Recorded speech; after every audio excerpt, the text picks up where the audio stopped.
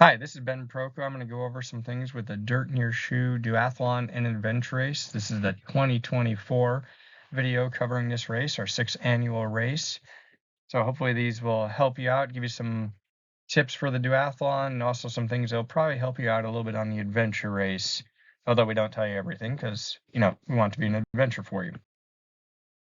First off, want to give a huge thank you to a couple of our sponsors. First one is TDH IT Services. They've really helped out with both races, the Dirt in Your Shoe Do that we're having and the Brick House, our other race that happens in October. Another one that came through this year was Selectri. Not only are they one of our major sponsors, but they also have the most racers on their team participating. So thank you very much, Selectri.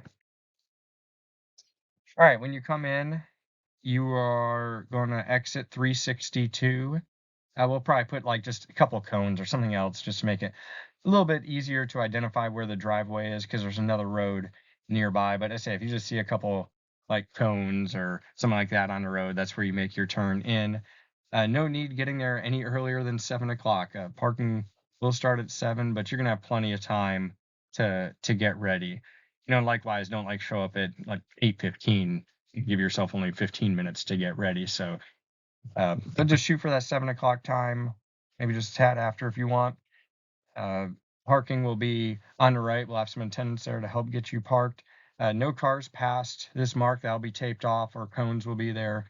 And you're welcome to ride your bike. Just make sure you have your helmet on because you can get disqualified even before the race starts. So you have to have your helmet on when you're racing, but also anytime you're on the venue because that's part of our insurance. All right, race schedule.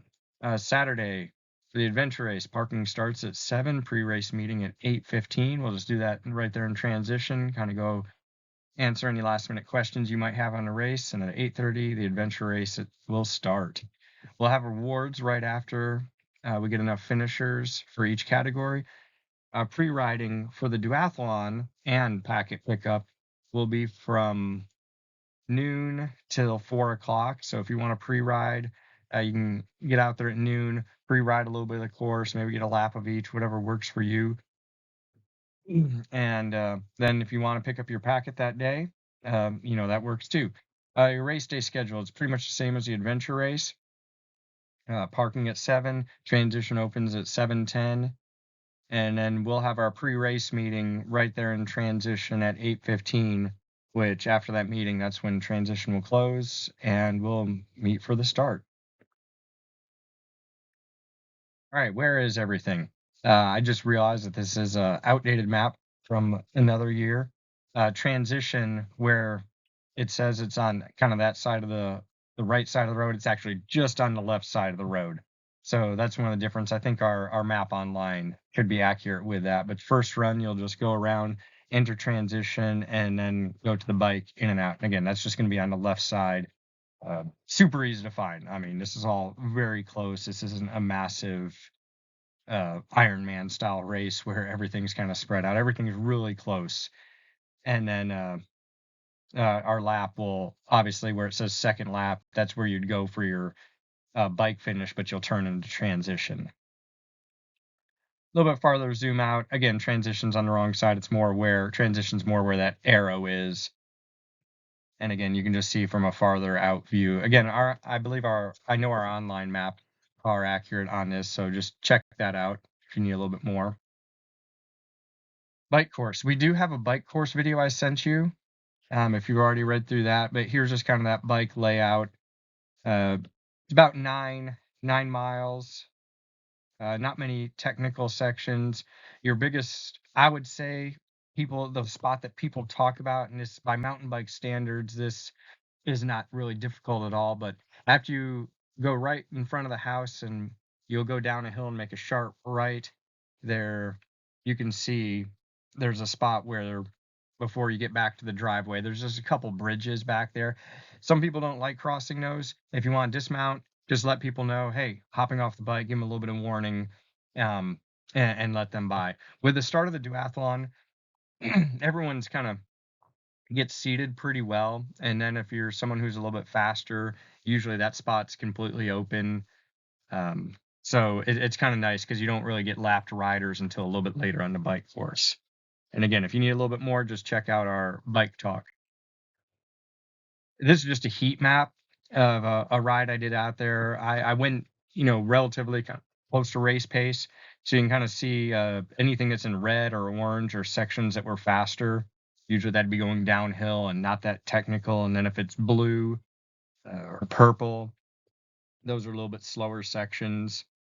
So just kind of give you an idea of how that course is laid out, and you can see the elevation on the bottom. All right, so here's some big things. If you haven't done an off-road race, the rules for the bike are a little bit different. In off-road, there is no drafting rules, so if you're riding behind someone, I mean, you can completely do that. Being that going 15 miles an hour on a on an off-road course is actually really fast. That's why I say there is no drafting rule. I think the biggest one though is that you can pass on either side. So the best way to go about this is just communicate with the person in front of you. Say, hey, passing on your left, passing on your right, passing on the inside, which would be kind of the inside part of the turn. And that could be, again, left or right, but just communicate with them, give enough time. I say there's no really per se rule on it, but it's just one of the best etiquette things to do since we're not a ride to the right, past the left type, like you'd have with on road racing. And I said, just be smart, be safe, and that'll help both people out, both the person passing and the person being passed. 2 mile run course. Uh, I love this run course. It's not technical, but some of the hills do give you some nice challenges. We might even have a KOM point on here where the first person to get there on their first lap, both male and female, we might have a little special prize for. It'll probably be somewhere between a quarter mile to a half mile in to the run. I'll let you know race morning. I'll check some things out, put some signs out if we can make that happen. Again, I'll let you know on race morning, but just kind of things to just mix it up. But it is a challenging run course, and the only thing you really have to remember on the run, and it's also on the bike. I forgot to mention there is a spot where the bike and run join together, and whatever side it puts you on, like bikes, you'll be on the left, and that's where the kind of course sets you up for, and then runners, you'll be on the right, and then there'll be a spot where it splits off. It's always, it seems like about once one person a year for some reason just follows, and it's not the first. They'll be on the bike and they'll start following the run course. Or I don't think I've ever had anyone who was doing the run course start following the bike course. But it's just, be on the lookout. I'll try to cone things off. Um, I try to use blue arrows for bike. B blue bike, red arrows for run. Both even paint markings.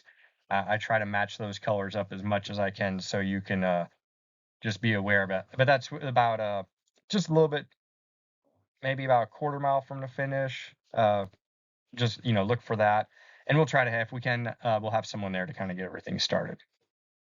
All right, and again, big thank you to our sponsors. Thank you everyone for coming out and racing. We could not have a race without both, really, especially now.